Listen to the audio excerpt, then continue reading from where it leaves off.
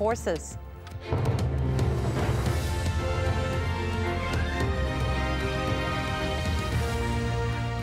Hello and welcome. It's good to have you with us. I'm Divya Gopalan and you're watching Al Jazeera live from Doha. Also coming up, leaving Libya in their thousands, a growing humanitarian emergency as foreign workers escape the fighting. Plus, escalating violence in Côte d'Ivoire puts it back in the UN sights. And China announces a big boost in military spending to more than $90 billion this year.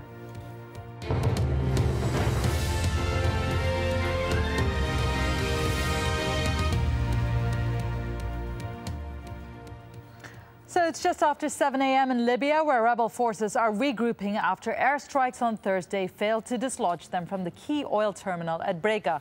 The region is about 800 kilometers east of the capital, Tripoli. Now, a son of Libyan leader Muammar Gaddafi says Thursday's airstrikes there were meant to scare rebels away, not kill them, but it didn't work. Anti-government forces remain in the area. These pictures from nearby AlJazeera show rebel reinforcements arriving and arming themselves. Witnesses say hundreds have been arriving there from across the country's east. And U.S. President Barack Obama has called for Gaddafi to go now, but while saying that all options are on the table and would not commit to enforcing a no-fly zone. Well, and the conflict is creating a growing humanitarian crisis. 180,000 people have fled Libya and more than 1,000 are waiting to escape. But there's little help for those who make it across the border and have nowhere else to go. Tony Bertley sent us this report from Benghazi. A few possessions in their bags and the clothes on their backs. Migrant workers in Libya on the move looking to escape somebody else's conflict. These feel destitute and abandoned. The lucrative jobs in an oil-rich country lost in the uprising. At the docks in Benghazi Thursday, yet another boat stands by to collect its human cargo. This time, 600 Syrians board the Captain Abdullah. But in recent days, vessels from China, Vietnam and Europe have come to collect its nationals. أكيد شعور جميل يعني حدا ماشي على بلده بيكون شعوره جميل شعور جميل. We've been here for 3 days, he says. It feels very good to go. At the peak, up to 10 boats a day were setting sail from here, with migrants desperate to flee the danger. More than 30,000 migrant workers have left from this port in the last week. The exodus is slowing, but still they're coming. Countries from all over the world have remembered their nationals, but there are a few, that have been forgotten.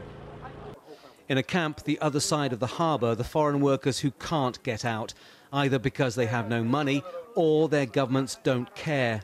Many country people here, Indian, China, Turkey, but all people go back. But our Prime Minister is no helping. They survive because of handouts and donations from Libyans, but it's a basic existence. The problems for these men are compounded by the fact they haven't been paid by their company, and that's hurting their families back home. In some cases, literally dropped everything, including their documents in some cases. So they're travelling home empty-handed. Many through remittances are supporting quite sizable families back home. And so it's going to have a huge knock-on effect. There are more than 2,500 migrant workers here and another 1,000 in nearby camps, but that's what they know. It's estimated that the figure is much higher, perhaps by 3 or 4 times. Many workers, especially those from Africa, feel frightened. Some of us, we are surviving. Some of us, we are dead now. Right now, we are looking for the solution. That solution is being provided by international organisations now arriving in Benghazi. Most in this camp will be repatriated in the coming days or weeks, but there are still pockets of Indians, Filipinos and Africans unaccounted for. And for now, there is nothing to do but wait and hope the violence doesn't return. Tony Bertley, Al Jazeera, Benghazi. One of Gaddafi's sons, Saif al-Islam, has been the public face of the regime since the unrest began. He has accused the international media, including Al Jazeera, of blowing the crisis out of proportion. In an interview with Anita McNaught, he repeated the allegation, claiming that the West was trying to take over Libya's oil. We have money in Switzerland. It's a joke. Please, come on. We are not kids. Stop fooling us. We have no money outside. You know, they failed. Come on. That's just one. That's just one Give me of the problems. Single evidence that show me my our bank accounts. Show me.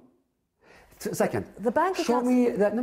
Show but me that's the least of your problems. Your diplomatic immunity has been taken away. You can't even travel listen, like you used to. The West, we know them very well. When you are strong, you know, they run after you. They are like, you know, they're like cats. If you are weak, they want to be like tigers. We know this game. We tried them for a long time. We know them for a long time. The West, the Americans, the NATO. Come on, we don't pay attention to them. Please, come on. We know the organized media campaign against Libya. We know this very well. This country will survive. I know they want to split the country. They want to destroy it. They want to control its assets. It's a very rich country, small population. This will not happen. So we tell those people, be happy. This will never ever happen because the Libyan people are so united. And please wait for surprises. And you can watch Anita McNaugh's interview with Saif al-Islam Gaddafi in full at 15:30 GMT on Friday. Now, the U.S. president has once again called on Gaddafi to step down immediately. But Barack Obama didn't lay out any concrete plans, saying all options are still open. Patty Culhane has this report.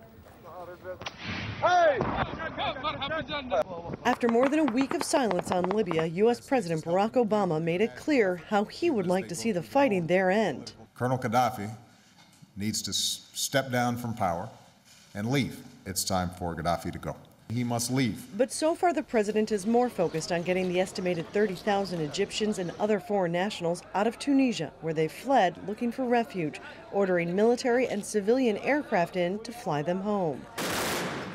As for Libyans, Mr. Obama says he's most concerned the violence now engulfing them will turn into a prolonged stalemate. There may be situations in which Gaddafi is hunkered down in his compound, but the economy or food distribution systems in Tripoli, for example, start deteriorating. And we're going to have to figure out how do we potentially get food in there. So there are a whole range of options, military and non-military, that we're examining. The option the U.S. Senate has been pushing is the implementation of a no-fly zone, one influential senator dismissing military objections that it could be a challenge. This as Pentagon officials confirm they believe the Libyan Air Force is engaged in the fight. It seems to me that we could neutralize very easily a very antiquated air defense system with old airplanes and obviously not very good pilots fairly easily. And then that would help the people who are sacrificing their very lives as we seek. Another senator says the president should be ready to take it a step further. I think we should be open to providing them with arms if they need it to succeed in their revolution.